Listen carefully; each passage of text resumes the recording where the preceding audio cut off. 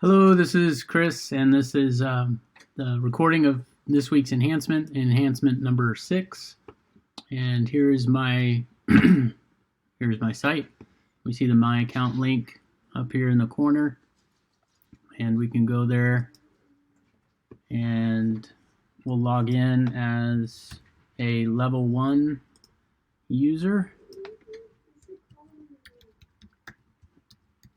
Cookie test 7 is a level 1 user. We log in, takes us to the admin page, and it welcomes the user. Cookie 7 is the first name for this.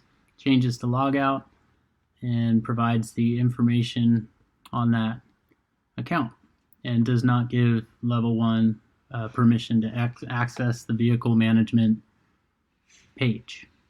And we can go to the home page, and the logout stays. And so I'll go ahead and log out, go back to my account, and we'll log in as the admin user, super user password. We log in, takes us back to the admin page, welcomes this user, admin. Also has the logout link changed, account information again, and this time we have our welcome. Your account level allows you to access vehicle management.